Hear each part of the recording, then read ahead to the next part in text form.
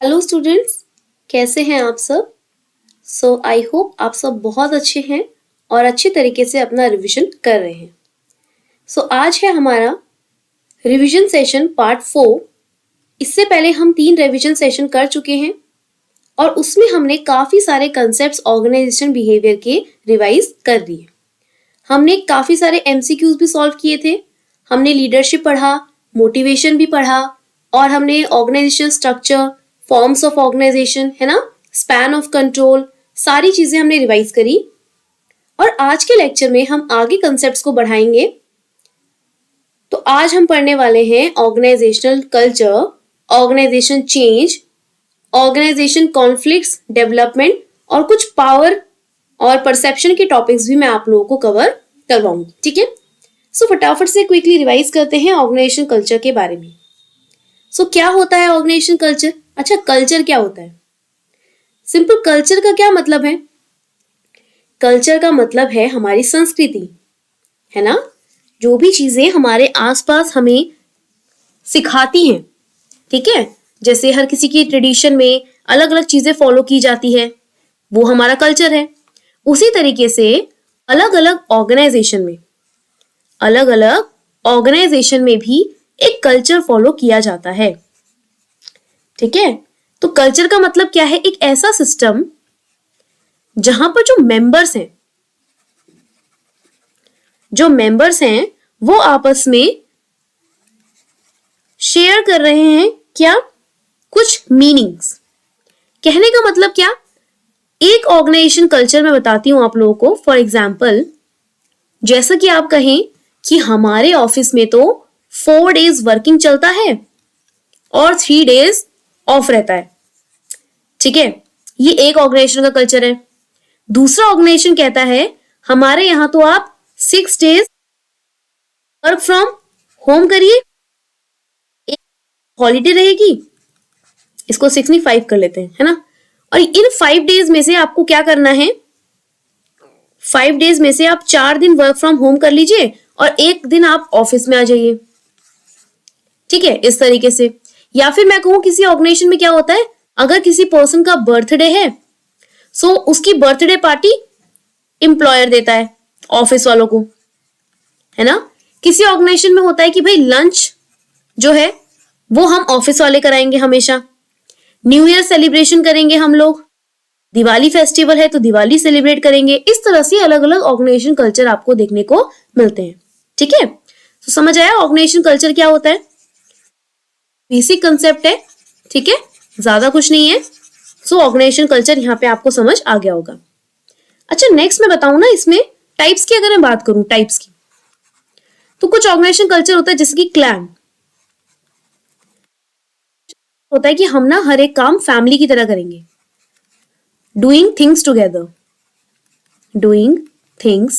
Together.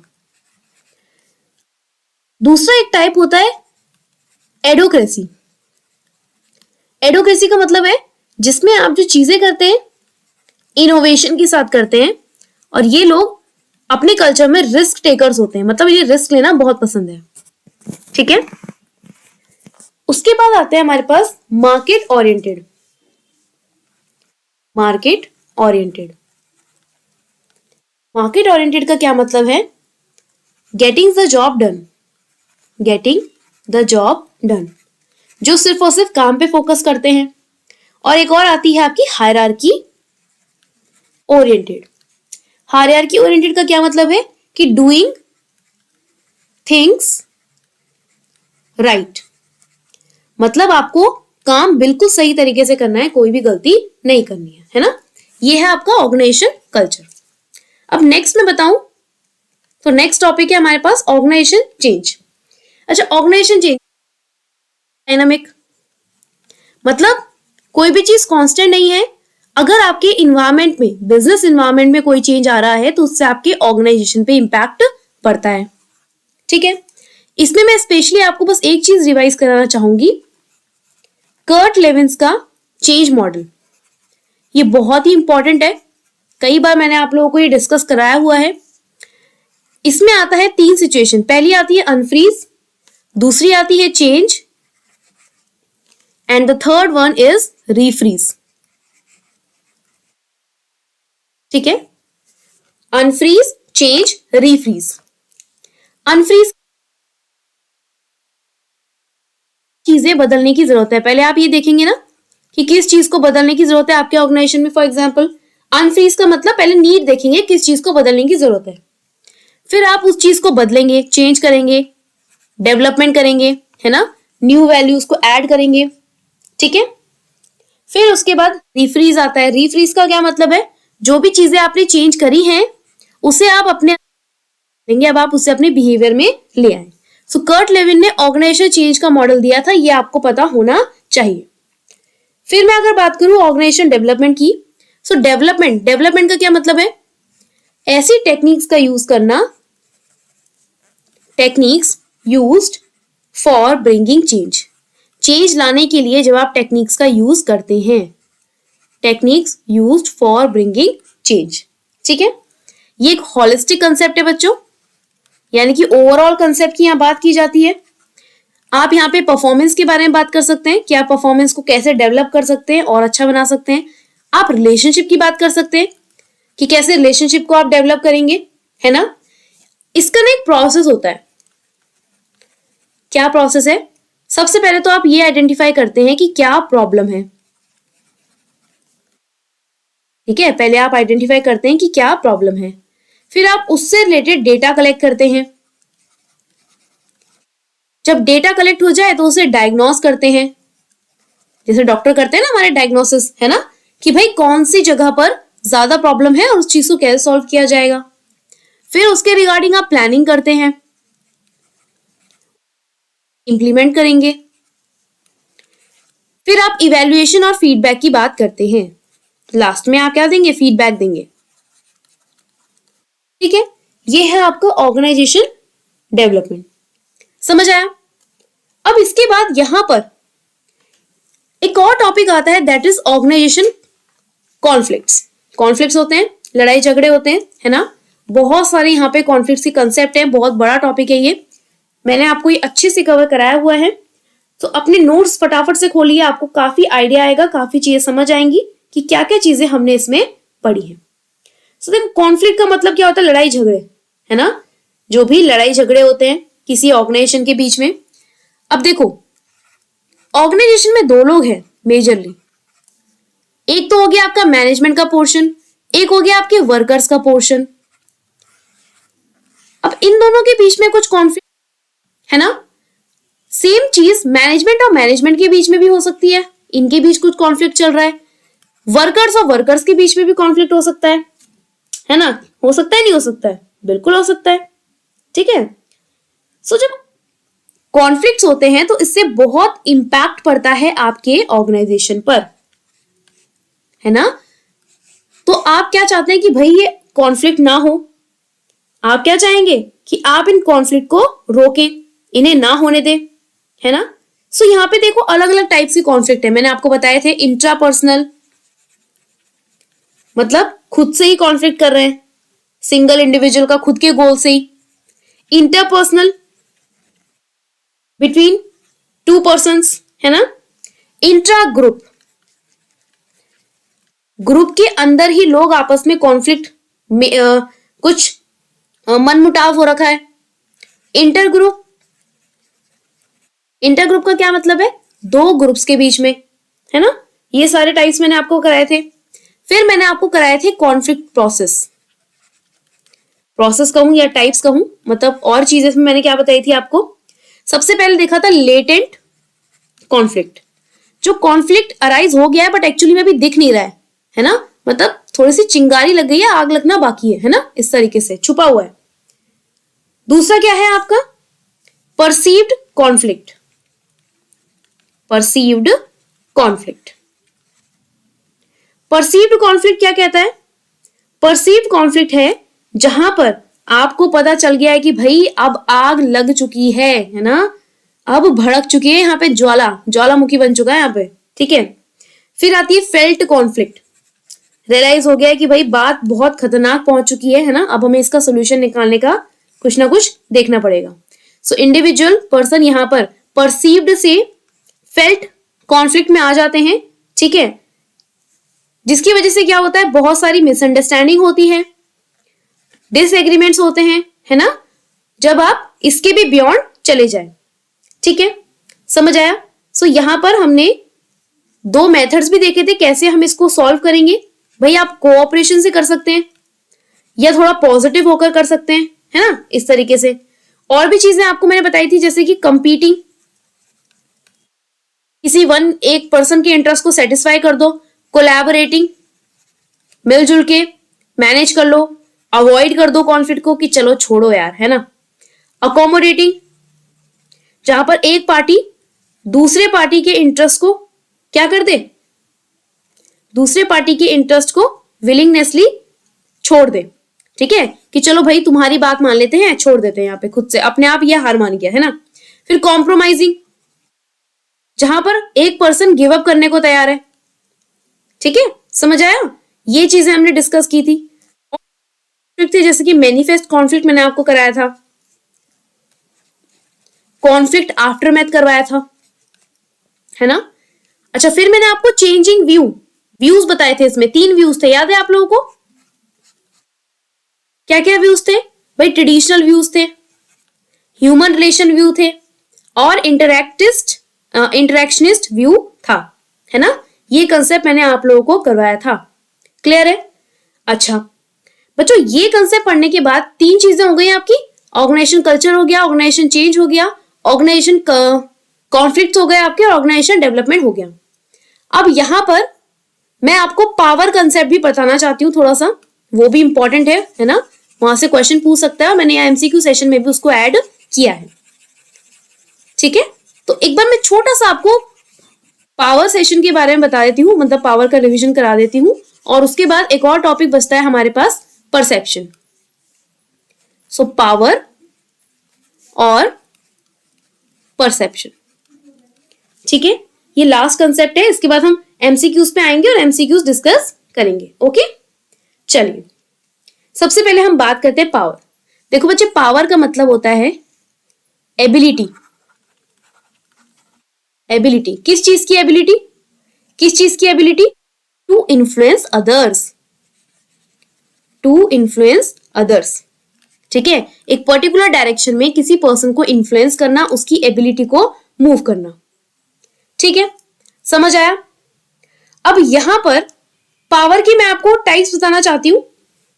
Types क्यों बता रही हूं? क्योंकि देखो टाइप से ही ज्यादा क्वेश्चन बनने के चांसेस होते हैं, तो मैं वही भी पोर्शन आपको रिवाइज करा रही हूं जहां से आपको प्रॉब्लम देखने को मिल सकती है, क्वेश्चंस देखने को मिल सकते हैं। ठीक है, सो टाइप्स की बात करें तो हमारे पास 2 टाइप्स है इसके, formal and informal.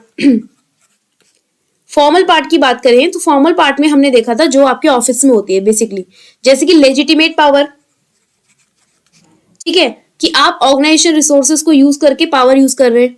Reward power, आपने अच्छा काम किया तो उसके बाद आपको रिवॉर्ड मिल रहा है, अब आप उस चीज को यूज कर रहे हैं अपने आप को इन्फ्लुएंस करने के लिए। कोअर्सिव पावर, डर, फेयर, है ना। इंफॉर्मेशन पावर, ठीक है। फिर आती है आपकी इनफॉर्मल पावर, इसमें आती है आपकी एक्सपर्ट पावर, ठीक है, एक्सपर्ट एडवाइस जो होती है। फिर आती है रेफरेंट पावर, बताया था मैंने आपको, चाचा विधायक के वाला एग्जाम्पल, है ना। कैरिज्मेटिक पावर, कैरिज्मेटिक पावर मतलब आपके अंदर ही है ये चीज, क्वालिटी है अपने अंदर, और फिर आप थोड़ा बहुत रेफरेंट पावर का भी सहारा ले लेते हैं। ठीक है, ये सब चीजें मैंने आप लोगों को बताई थी, क्लियर। अब इसमें मैं आपको परसेप्शन भी बता देती हूँ, थोड़ा सा परसेप्शन भी थोड़ा सा रिवाइज कर लेते हैं। इसको मैं इरेज कर देती हूँ ताकि स्क्रीन थोड़ी खाली मिल जाए हम लोगों को, है ना। चलिए,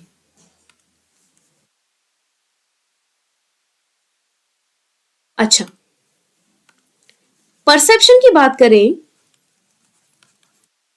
तो परसेप्शन क्या होता है भाई? परसेप्शन का मतलब है हमारा नजरिया, हमारा पॉइंट ऑफ व्यू, कि कैसे हम अपने आसपास की दुनिया को देखते हैं, है ना। ये फैक्टर, ये जो पॉइंट ऑफ व्यू है हमारा, ये परसीवर जो पर्सन है, मतलब जो पर्सन परसीव कर रहा है, उस पर भी निर्भर करेगा, सिचुएशन पे भी निर्भर करेगा, ठीक है। और जो टारगेट है, मतलब जिस चीज को देखकर आप कोई चीज परसीव कर रहे हैं, उस पर भी निर्भर करेगा, है ना। 3 चीजें थी, इसमें हमने काफी सारे कंसेप्ट सीखे थे और मैं बता दूं इसमें जो सबसे इंपॉर्टेंट कंसेप्ट थे वो क्या थे, जो शॉर्टकट टर्म्स हम यूज कर रहे थे, याद है आप लोगों को? Selective perception, stereotype, prejudice, hello effect, है ना? सेलेक्टिव परसेप्शन का क्या मतलब था? सेलेक्टिव परसेप्शन का मतलब था कि भाई जो चीज मैं देखना चाहती हूं मैं सिर्फ उतने ही बारे में सोचूंगी, उतने ही पोर्शन पे ध्यान दूंगी, बाकी पोर्शन मैं इग्नोर कर रही हूं। दूसरा था आपका पीपल को जज करते हैं और उससे बाकी सबको जनरलाइज करते हैं। तीसरा होता है हेलो इफेक्ट। हेलो इफेक्ट मतलब जहां पर आप किसी पर्सन की एक सिंगल क्वालिटी को पकड़कर उसको पूरा का पूरा जज करते हैं। नेक्स्ट है आपका first impression error. First impression is the last impression, सुना है आप लोगों ने, है ना, कि फर्स्ट इंप्रेशन में बिल्कुल अच्छे से हमें बिहेव करना है। फिर आता है कॉन्ट्रास्ट इफेक्ट। कॉन्ट्रास्ट इफेक्ट का क्या मतलब कि आपको कोई चीज अलग से दिख रही है ना? इतनी भीड़ में अगर आपके सामने कोई ऐसा पर्सन दिख जाए, मतलब सपोज कीजिए शादी में ज्यादातर लोग कैसे में दिखते हैं? लहंगे में, सूट बूट में, है ना, अच्छे कपड़ों में। अगर कोई पर्सन आपको ऐसा दिख जाए जिसने अच्छे कपड़े नहीं पहने, आप उसको तुरंत जज करने लग जाते हैं कि अरे देखो ये तो चप्पलों में ही आ गया, एग्जाम्पल, है ना? तो ये जज करने लग जाते हैं। तो ये जो है ना, ये जो थिंकिंग है हमारी, दिस इज कॉन्ट्रास्ट इफेक्ट। फिर आता है एक प्रोजेक्शन। प्रोजेक्शन बताया था मैंने। प्रोजेक्शन का मतलब होता है कि हम जो अपने ज्यूम करते हैं ना, उसी बेस पे हम दूसरों को भी जज करते हैं। प्रोजेक्शन, ठीक है? ऐसे ही हमने काफी सारे कंसेप्ट पढ़े थे और बहुत ही इंपॉर्टेंट ये कंसेप्ट थे, ठीक है? सो यहां पर मैंने आपको थोड़ा बहुत रिवीजन परसेप्शन का भी करा दिया। आई होप पावर, परसेप्शन, ये चीजें आपको अच्छे से समझ आई होंगी। तो चलिए अब हम क्वेश्चंस की तरफ बढ़ते हैं। क्वेश्चंस करा दूं मैं अगर आप लोगों को, चलिए। So question number 41, already 40 questions हम डिस्कस कर चुके हैं और आज के सेशन में हम 41 से लेकर हम 57 आई गेस, नहीं, हाँ 57 क्वेश्चंस को डिस्कस करेंगे। 41 से लेकर 57 क्वेश्चंस को। देखिए इतने सारे क्वेश्चंस की प्रैक्टिस भी आपको साथ साथ मिलेगी, ठीक है? चलिए, क्वेश्चन नंबर 1 आपकी स्क्रीन पे आपको दिख ही रहा है। There are number of factors that decide और define the culture of an organization including. जब आप एक ऑर्गेनाइजेशन कल्चर की बात करते हैं तो बहुत सारी चीजें आपको क्या करती हैं? डिफाइन करती हैं, है ना? बहुत सारे फैक्टर्स होते हैं। सो क्या है वो factors? Structure and size. Structure and size, आपके ऑर्गेनाइजेशन का स्ट्रक्चर और साइज जो है इन्फ्लुएंस करता है, बिल्कुल करता है। लीडरशिप इन्फ्लुएंस करती है।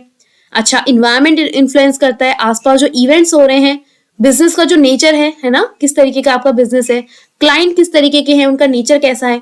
तो दोनों ही चीजें क्या करती हैं? आपको इन्फ्लुएंस करती हैं, ठीक है? So both A and B आपका करेक्ट आंसर हो जाएगा।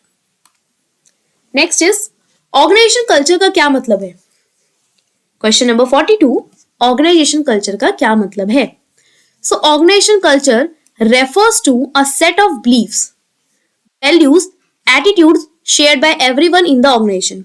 एक ऑर्गेनाइजेशन में जो वैल्यूज हैं, ठीक है, जो एक दूसरे पे आप विश्वास करते हैं, एक दूसरे की वैल्यूज है, ठीक है ना, बिलीव्स है, ये सब चीजें क्या कहलाती हैं? ये कहलाती हैं आपके ऑर्गेनाइजेशन कल्चर, ठीक है? जैसे मैंने आपको एग्जांपल्स भी दिए काफी सारे, ठीक है? It refers to the way in which organisation manage, किस तरीके से ऑर्गेनाइजेशन मैनेज किया जा रहा है, इसका एक जरिया है नहीं, ये अधूरा है ना? कंप्लीट डेफिनेशन कौन सी होगी? Option number A. समझ आया? क्लियर है यहां पे तक? Let's move to the next question, question number 43। The factors shape the culture of a work group और एन ऑर्गेनाइजेशन इंक्लूड। कौन से फैक्टर्स हैं जो आपके ऑर्गेनाइजेशन की स्ट्रक्चर को, उसके कल्चर को, एक वर्क ग्रुप का शेप देते हैं? तो देखिए सारे कैरेक्टर्स ये अभी हमने पढ़ा, एक्चुअली क्वेश्चन रिपीट हो गया है ना? Structure and size, leadership, nature of business, option D all of the above correct answer होगा। Question number 44, the existence of a the existence of well defined, engraved and robust culture can bring dysfunctional aspects to an organization as well. अगर आप एक well defined culture को follow करते हैं, उससे कभी कभी डिसफंक्शन भी दिख सकते हैं ऑर्गेनाइजेशन के। क्या है वो dysfunctional aspects? Shared values not aligned, जो वैल्यूज शेयर की जा रही है वो अलाइंड नहीं है, सही तरीके से अंडरस्टैंड नहीं कर रहे लोग। Creating barriers to change towards something that is not consider part of existing culture. बिल्कुल, अगर आप किसी चेंज को एक्सेप्ट करने में बैरियर्स दिख रहे हैं आपको, तो उसे आप कल्चर का पार्ट नहीं मान सकते। Creating barriers to diversity, diversity का मतलब होता है चेंज करना, मतलब अलग अलग डायरेक्शन में डाइवर्स करना, ठीक है, बैरियर्स बनाना इसके लिए भी। सो तीनों के तीनों ऑप्शंस हमें एक ही चीज की तरफ बता रहा है कि डिसफंक्शनल एस्पेक्ट्स क्या क्या हो सकते हैं। सो ऑप्शन नंबर डी यहाँ पे आपका करेक्ट आंसर हो जाएगा। Question number 45, next question. The exact triggers for change will depend on context of organization and its industry. Exactly वो चीज जो आपको ट्रिगर करेगी कि अब हमें अपने ऑर्गेनाइजेशन में चेंज लाने की जरूरत है, तो किस पे डिपेंड करती है वो आपको आइडेंटिफाई करना है इन पॉइंट से। Arrival of new entrants into the market, भाई मार्केट में नए लोग आ गए हैं, नए कॉम्पिटिटर्स आ गए हैं, ठीक है, बहुत सारे मर्जर्स हो रहे हैं, एक्विजिशन हो रहे हैं, तो आपको अब लग रहा है कि भाई हमें भी कुछ चेंज करने की जरूरत है। बिल्कुल सही, ऐसा हो सकता है। चेंजेस इन लेवल और इंटेंसिटी ऑफ कंपटीशन, पहले कंपटीशन सिर्फ 2 लोगों में था, अब ज्यादा लोग आ गए, अब कंपटीशन बढ़ता ही जा रहा है, मेंबर्स बढ़ते जा रहे हैं, ऑर्गेनाइजेशन बढ़ते जा रहे हैं। सो यहाँ पर जो कंपटीशन का लेवल था वो भी इंक्रीज हो रहा है ना।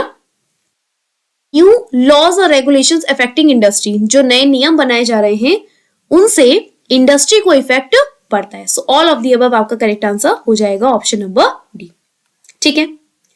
Question number 46. One useful way of prioritizing change triggers and strategic uncertainties more generally is in relation to their impact and immediacy.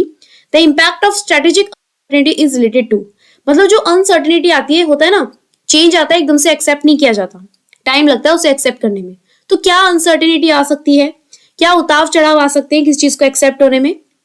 The extent to which it involves trends और events that will impact the organization, मतलब किस हद तक आप उसमें trends और events को क्या कर रहे हैं, एक्सटेंड कर रहे हैं, जिससे आपके ऑर्गेनाइजेशन पे इम्पैक्ट पड़ेगा। ऑर्गेनाइजेशन की क्या इंपॉर्टेंस है बिजनेस यूनिट में, प्रोडक्ट्स कैसे इफेक्ट होंगे, नंबर ऑफ बिजनेस यूनिट्स और प्रोडक्ट्स कितने ज्यादा इफेक्ट होते हैं बाय अनसर्टेनिटी से, scale of impact on the organisation, scale का क्या इम्पैक्ट पड़ेगा ऑर्गेनाइजेशन पे, सारी ऐसी चीजें हैं जो अनसर्टेनिटी बनती हैं, कुछ भी इनमें से हो सकता है ना। ऑप्शन नंबर डी आपका करेक्ट आंसर होगा। Question number 47, for an organisation to respond to the need of change it needs a way of planning for an implementing changes. किसी ऑर्गेनाइजेशन को अगर चेंज के लिए रिस्पॉन्ड करना है तो उसके लिए पहले उसे प्लानिंग करनी होगी और फिर इम्प्लीमेंटेशन करना होगा, ठीक है। सो ऑर्गेनाइजेशन में need to make strategic changes for lots of different reasons. Organisation को क्या करना होगा, अलग अलग स्ट्रेटेजिक चेंजेस करने होंगे, डिफरेंट रीजंस यहाँ पर होते हैं। Example, dealing with changes in global economy and global markets, global level पे डील करना पड़ता है। Allowing an organisation to grow either organically और थ्रू मर्जर्स और एक्विजिशन, आप ग्रो करना चाहते हैं इसीलिए आप चेंज लाना चाहते हैं। ऑर्गेनाइजेशन को रीस्ट्रक्चर करना, नई टेक्नोलॉजीज को इंप्लीमेंट करना, ये सारे ऑप्शंस क्या हैं, हमारे चेंज को बता रहे हैं कि प्लानिंग और इंप्लीमेंटेशन जरूरी है। Next question, question number 48, the 3 stages of change process. भाई 3 जो स्टेजेस थी अभी मैंने आपको बताई थी, कर्ट लेविन ने दी थी, क्या थी वो, अभी आपने पढ़ी है, अनफ्रीजिंग, ठीक है, चेंजिंग एंड रीफ्रीजिंग। अब ये मत कहना कि यहां पर भी ये तीनों स्टेटमेंट है, यहां पर नहीं है, यहां पर नहीं है, तो इन्हें हटा दो और ये दोनों में से ये वाला टिक कर दिया, नहीं भाई, सीक्वेंस देखो, पहले अनफ्रीज करना है, लास्ट में रीफ्रीज है। सो यहाँ पे अनफ्रीज है, यहाँ पे रीफ्रीज है, सो ये है एडजस्टमेंट, एडजस्टमेंट का मतलब ही चेंज है। ऑप्शन ए आपका करेक्ट आंसर होगा, इस पे कंफ्यूज मत होइएगा। समझ आया, क्लियर है यहाँ पे तक? चलिए question number 49, individual concern model, the style which represents a low level of concern for both self and other known as. ऐसे इंडिविजुअल कंसर्न मॉडल जो बनाया गया है जिसमें बताया जाता है कि जो लो लेवल कंसर्न है वो खुद के लिए भी है, ठीक है, मतलब एक इंडिविजुअल पर्सन के लिए एक ऐसा मॉडल बनाया गया है जिसमें वो सिर्फ और सिर्फ अपने बारे में सोच रहा है, अपने बारे में कंसर्न है। ठीक है, यानी कि अगर कोई कॉन्फ्लिक्ट अराइज होता है तो वो सिर्फ अपने बारे में सोच रहा है कि भाई मुझे सिर्फ अपने आप से मतलब है। तो इसमें से कौन सा कौन सा पॉइंट ठीक बैठेगा? अवॉइडिंग, डोमिनेटिंग, ऑब्लाइजिंग या कॉम्प्रोमाइजिंग। कॉम्प्रोमाइजिंग का मतलब है सेक्रीफाइस करना, ऑब्लाइजिंग का मतलब है चुपचाप फॉलो करना, डोमिनेटिंग का मतलब है हावी होना। तो तीनों कहीं ना कहीं नेगेटिव है। अवॉइडिंग, अवॉइडिंग का मतलब है भाई इस चीज से दूर ही रहो, दूर ही रहो इन कॉन्फ्लिक्ट से, और अपने आप को, सेल्फ को प्रोटेक्ट कर लो, है ना। सो ऑप्शन नंबर ए यहाँ पे आपका करेक्ट आंसर होगा। समझ आया? क्लियर? चलिए next question, question number 50। Party usually helps, clarifies and grounds each disputing party's alternatives to agreement in। किस चीज एग्रीमेंट के लिए थर्ड पार्टी हेल्प करती है, ग्राउंड रूल्स को क्लेरिफाई करती है, डिस्प्यूट्स को सेटल करती है? कौन सी चीज में होता है ऐसा भाई? जब आप नेगोशिएशन करते हैं, ठीक है, जब आप नेगोशिएशन करते हैं, ठीक है। सो कहीं पे ना इसका आंसर रियलिटी टेस्टिंग दिया हुआ है, बट मुझे नहीं लगता इसका आंसर ये है। सो इसका आंसर नेगोशिएशन मुझे लग रहा है। अगर मैं इस चीज पे गलत हूं तो I am really sorry, but I think कि ये आंसर गलत दिया हुआ है। इसका जो करेक्ट आंसर होना चाहिए नेगोशिएशन होना चाहिए। तीसरा पक्ष आमतौर पर प्रत्येक विवादित पक्ष के समझौते के विकल्पों को डैश में मदद करता है। तो किस चीज में मदद करता है? स्पष्ट करता है और आधार देता है। किस चीज में? मुझे लगता है नेगोशिएशन ही होना चाहिए। रियलिटी टेस्टिंग इसका करेक्ट आंसर दिया है। सो अगर उसके अकॉर्डिंग जाया जाए तो ऑप्शन नंबर ए इसका करेक्ट आंसर होगा। शायद इसका ये रीजन होगा कि रियलिटी में जब इसको आप इस्तेमाल करेंगे, जो भी आपको सोल्यूशन दिया गया है थर्ड पार्टी द्वारा, जब आप उसे इस्तेमाल करेंगे तो रियलिटी में आप उसे टेस्ट करेंगे और आपको पता चलेगा कि जो इन्होंने हमें जजमेंट दिया था वो सही था या गलत था। तो इस हिसाब से अगर देखा जाए तो इसका आंसर बन सकता है ऑप्शन ए। ठीक है, क्लियर? मैंने आपको दोनों ही चीजें बता दी। 51 question, a person holds dash power when he influences others by coercing, threatening, harming and irritating. भाई किसी पर्सन को डरा धमकाकर, परेशान करके, धमकी से आप उसे क्या कर रहे हो? अपनी पावर जता रहे हो। सो ये क्या है? ये है आपका कोर्सिव, ऑप्शन नंबर बी, है ना। क्वेश्चन में ही आंसर दिख रहा है हमें। Very good. Next is question number 52। Research and investigation can be examples of sources of dash power. अच्छा, आप रिसर्च कर रहे हैं, आप कुछ इन्वेस्टिगेशन कर रहे हैं, तो किस तरीके की पावर आपको जरूरत है? एक्सपर्ट, रिवॉर्ड, नॉर्मेटिव और डेमोक्रेटिव। तो बताइए कौन सा ऑप्शन बिल्कुल सही लग रहा है? जी हाँ, ऑप्शन नंबर ए, एक्सपर्ट पावर, है ना। एक्सपर्ट पावर, भाई एक्सपर्ट हैं आप किसी सब्जेक्ट में, तभी तो आप रिसर्च कर रहे हैं, तभी तो आप इन्वेस्टिगेशन कर रहे हैं, है ना। सो ऑप्शन नंबर ए आपका करेक्ट आंसर बनेगा, एक्सपर्ट पावर, है ना। वही एक्सपर्ट एडवाइस जो यूज की जाती है ना केबीसी में। ठीक है, चलिए। सो ऑप्शन ए यहाँ पे आपका करेक्ट आंसर होगा, option number A. Next question, question number 53। A dispute between two neighbours, दो नेबर्स के बीच में लड़ाई हो गई, किस चीज का एग्जाम्पल है? कौन सा पावर है? देखो, एक्सपर्ट, रिवॉर्ड पावर तो मत बोलना, ये तो होगा नहीं, या तो सोशल होगा या तो इकोलॉजिकल होगा।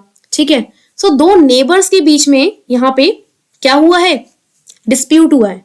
अब कई बच्चों को सोशल लगेगा, लॉजिक लगेगा, लेकिन यहाँ पे बच्चों इसका करेक्ट आंसर जो दिया हुआ है दैट इज इकोलॉजिकल। ठीक है, यानी कि परिस्थितिक जो झगड़े हो रहे हैं, जो वाद विवाद हो रहा है, परिस्थितियों की वजह से हो रहा है दो नेबर्स के बीच में, इसलिए इसे इकोलॉजिकल पावर यहाँ पे कहा गया है। Question number 54। Formal power, formal power is exercise in a manner. Formal power जो होती है मतलब जो फॉर्मल ऑर्गेनाइजेशन में होती है। सो टॉप पे एक पर्सन है, लोअर लेवल पे एक पर्सन है। सो टॉप से बॉटम जब आपकी पावर मूव करती है, टॉप से बॉटम जब आपकी पावर मूव करती है, इसे आप कहते हैं फॉर्मल पावर। ठीक है, सो इसका जो करेक्ट आंसर होगा that would be option number B, top down approach. Top down manner में यहाँ पे फॉर्मल पावर यूज की जाती है। ठीक है, क्लियर हुआ। Next question, question number 55। The